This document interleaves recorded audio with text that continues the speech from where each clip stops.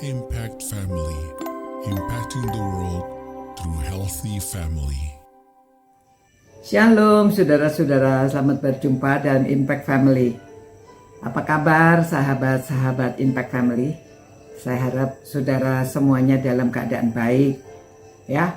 Walaupun kita tahu bahwa beberapa hari ini kita dipenuhi dengan berita-berita tentang gempa yang terjadi di Cianjur dan sekitarnya. Saya di Sukabumi juga merasakan. Ya, saya sedang di rumah sakit, saya sedang diinfus ya. Lalu itu berguncang-guncang. Dan saya langsung aja lari begitu ya, membawa infusan lari. Tapi ada anak saya yang menemani saya. Tunggu jangan. Saudara ya. Lalu beritanya ternyata pusatnya di Cianjur. Nah di Cianjur, waduh, rumah-rumah rubuh, banyak orang kehilangan rumah, banyak orang ya kesusahan. Ada yang meninggal 271 dan masih ada 30 sekian yang belum diketemukan. Nah saudara, langsung kita tuh hatinya bagaimana ya, apa yang bisa kita lakukan? Yang minimal kita bisa lakukan, yang pertama kita berdoa ya. Ya berdoa itu harus melakukan juga ya. Kalau kita sudah mendoakan, kita ingin supaya mereka ada yang menolong. Tapi kita sendiri bagaimana? Nah saudara yang masih kuat, saudara usahakan.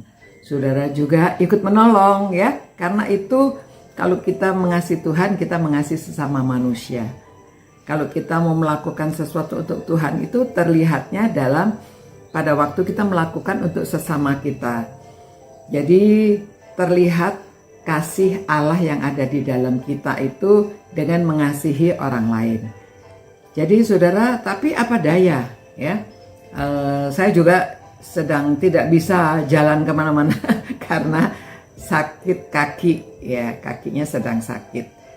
Namun apa yang bisa saya lakukan ya, saya kontaklah teman-teman ya, apa yang bisa kita buat, menghubungi orang-orang. Ayo kita sama-sama mendukung, memberikan sedikit apa yang kita miliki ya, kalau bisa banyak ya. Lalu kita kumpulkan anak-anak muda, ayo dikerahkan supaya pergi. Nah saudara, kita bisa memberi motivasi, kita bisa mengingatkan ya, orang yang masih kuat menolong yang lemah. Pernah ada satu cerita demikian ya, ada seorang anak IQ-nya tinggi tetapi kakinya lumpuh, tidak bisa berbuat apa-apa. Punya tetangga seorang yang IQ-nya rendah tetapi badannya gagah ya. Biasanya mereka saling bully ya, satu dengan yang lain, saling mengejek.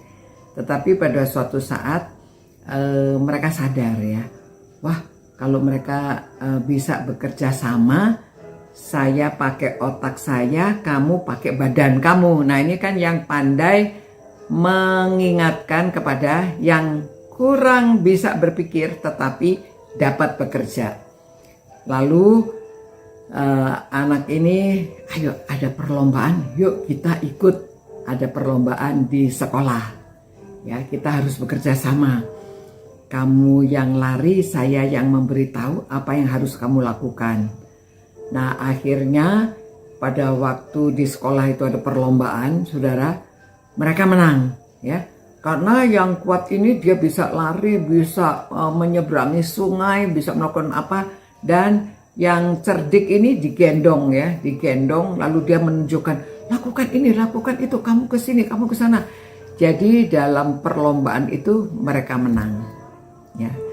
Nah saudara-saudara, demikian juga pada waktu kita lihat ada gempa, apa yang bisa kita lakukan? Jadi ya, kalau kita fisiknya tidak kuat, kita bisa memotivasi orang yang fisiknya kuat ya.